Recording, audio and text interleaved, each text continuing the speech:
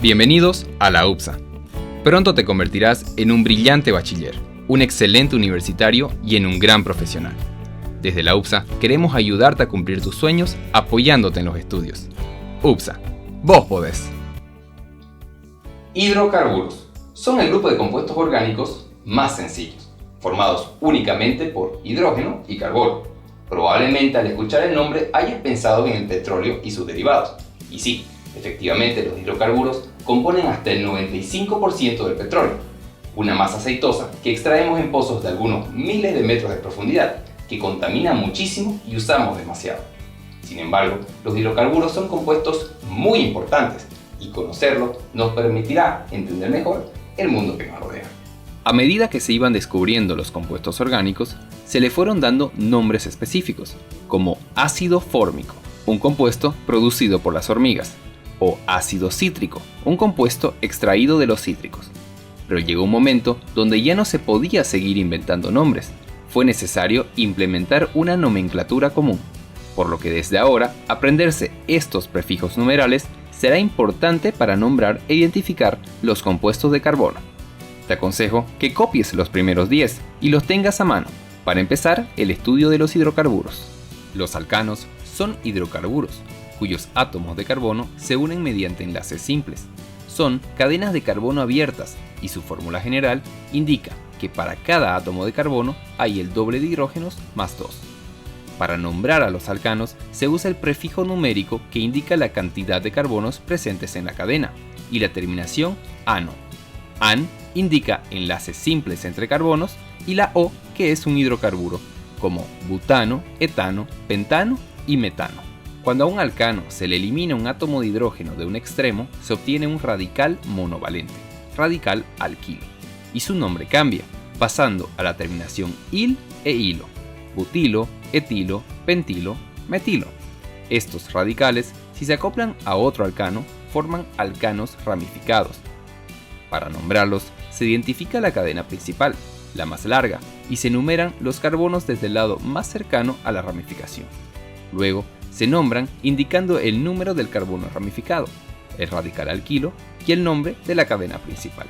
Cuando hay varias ramificaciones, se enumera iniciando desde la más sencilla y se menciona cada ramificación en orden alfabético, concluyendo con la cadena principal. Cuando hay ramificaciones primarias repetidas, se enumeran con comas las posiciones del radical repetido, y a su nombre se le aumenta el prefijo di, tri o tetra, según las veces que se repite. Pero las ramificaciones también pueden tener sus propias ramificaciones, y para nombrarlas se sigue el mismo proceso, pero escribiendo el radical ramificado entre corchetes. Los alcanos, a medida que crecen, adquieren masas moleculares mayores y propiedades físicas distintas.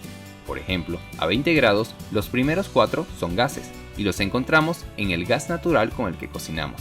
Hasta el hexadecano son líquidos, y están presentes en la gasolina, y los demás son sólidos, empleados en asfalto y obtención de grasas lubricantes.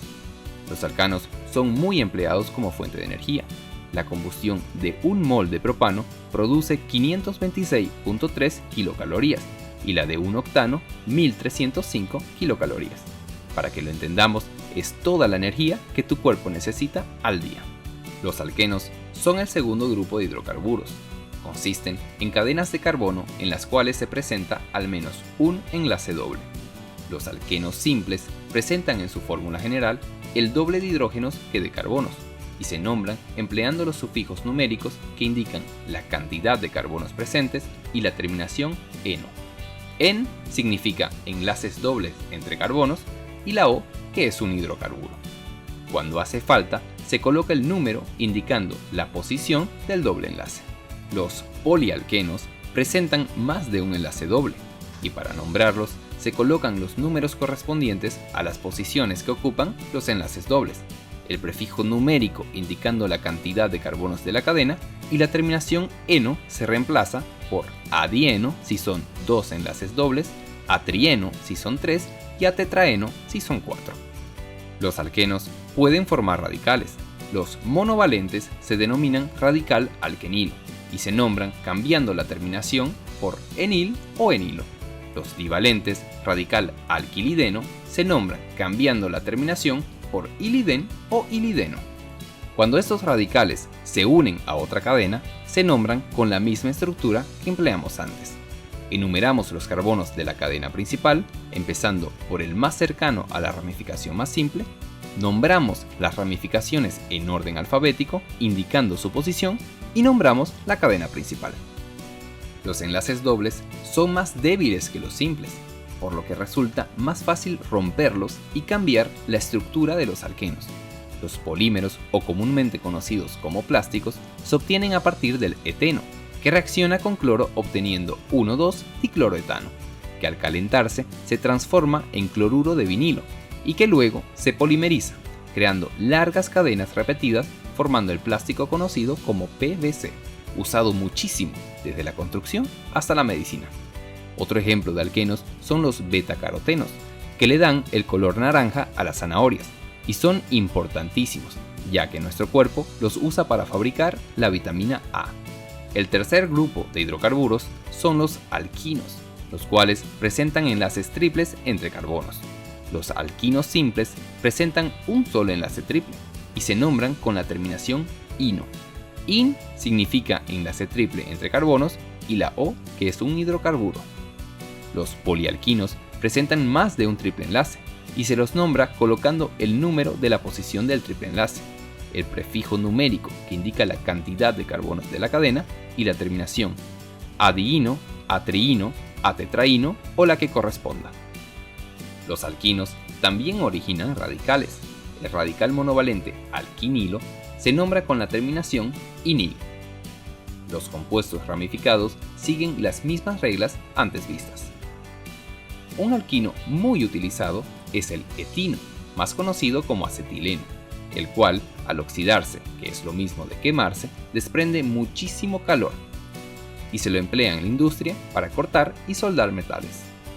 Ya vimos los hidrocarburos de cadena abierta, pero también están los de cadenas cerradas, cicloalcanos, cicloalquenos y cicloalquinos. A este cicloalqueno en particular se le da el nombre de benceno y tiene características especiales, formando su propio grupo de compuestos, conocido como bencénicos o aromáticos. Dijimos que el 95% del petróleo corresponde a hidrocarburos, pero ¿cómo se formó? Hace millones de años, los restos de microorganismos orgánicos, ricos en carbono e hidrógeno, se fueron acumulando y acumulando en el fondo de los mares. Con el paso del tiempo, terminaron enterrados a kilómetros de profundidad, donde las elevadas temperaturas fueron cocinándolos y se convirtieron en gas, petróleo o carbón.